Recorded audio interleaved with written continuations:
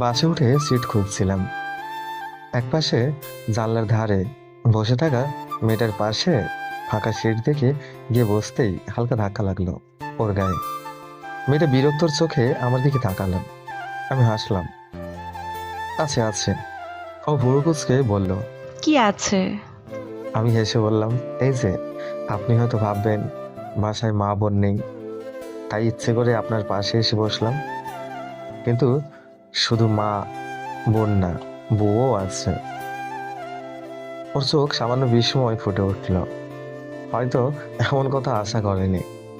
আমি ওর আরেকটু কাছে সরে এলাম। মেয়েটা সঙ্গে সঙ্গেই নাক কুঁচকে জানলার দিকে সরল। আমি একটু দুষ্টুমি করে আবারও চেপে বসতেই কড়া গলায় বলে উঠল, আশ্চর্য মানুষ তো আপনি। ভদ্রতা জানেন না নাকি? গা ঘেঁষে বসছেন কেন? আমি একটু থেমে গেলাম। এরপর মুচকি হেসে বললাম, জলের বোতল আছে? ও সামান্য বিরক্ত নিয়ে ব্যাগ খুলে একটা বোতল বের করে দিল। নিজের জল নিয়ে বাসে উঠতে পারেন না?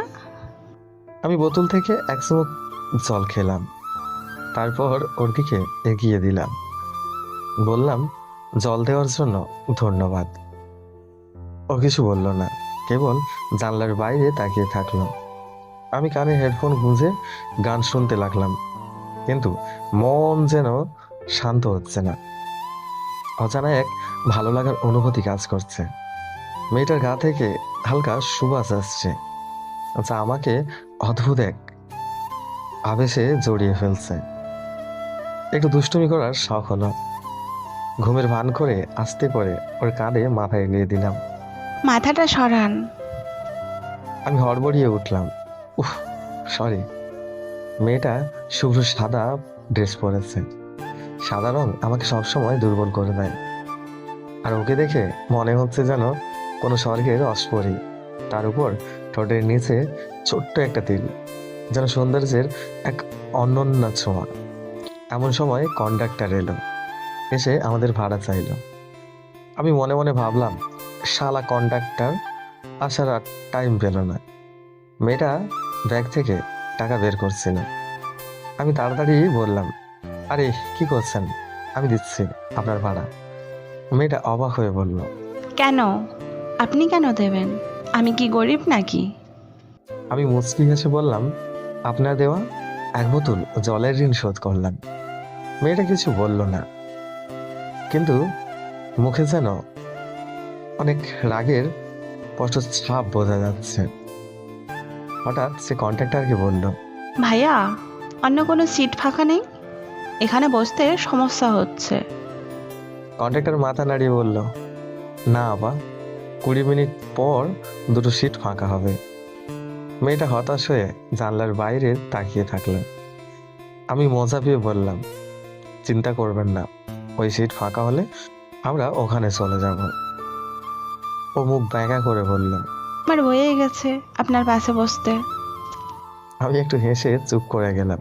কিছুক্ষণ পর দেখি মেয়েটা ব্যাগ থেকে বোতল বের করে জল খাচ্ছে।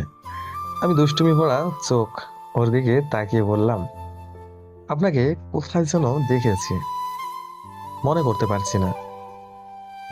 মেয়েটা বিরক্ত হয়ে তাকালো, তারপর ঠাস করে আমার মাথায় পুরো বোতল খালি করে দিল। আমি পুরো ভিজে গেছি। কন্ডাক্টর চোখ গোল করে বলল, এটা কি করলেন আপা?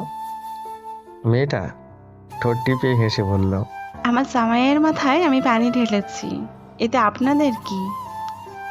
বাসের সবাই অবাক হয়ে আমার দিকে তাকাচ্ছে। কন্ডাক্টর যেন বিশ্বাস করতে পারছে না। আর আমি আমি অবাক নই, বরং আনন্দিত। এই যে শুনছেন। আমি ওর দিকে তাকালাম। মেয়েটা একটু অভিমানী গলায় বলল, আমার রাগ ভাঙানোর কথা, আর আপনি আরো রাগিয়ে দিচ্ছেন। আমি মৃদু হেসে বললাম, সরি। হুম বললাম তো সরি। হুম আমি ওর গলা টিপে বললাম, সরির উত্তর দাও। ও হেসে আমার হাতে চিমটি কাটলো। উফ। তারপর আমার বাহুতে মাথা রেখে বলল, আর কতক্ষণ লাগবে পৌঁছতে? আমি ওর কপালে আলতো চুমু দিয়ে বললাম, আর 10-12 মিনিট। চন্দ্রিমা আমার স্ত্রী। দুর্গাপূজার ছুটিতে শ্বশুরবাড়ি যাবার পরিকল্পনা ছিল, কিন্তু আমার ঘুম কাতুরে মন সকালে যেতেই দিল না। তাই অভিমান করে চন্দ্রিমা একা চলে এলো, আর আমি পিছু পিছু চলে এলাম। আর এই হলো আমাদের ভালোবাসার গল্প। সো বন্ধুরা, আমাদের গল্পটা যদি ভালো লাগে আমাদের চ্যানেলটি সাবস্ক্রাইব করুন, আর পাশে থাকা বেল আইকনের অল ঘন্টিটা বাজিয়ে দিন।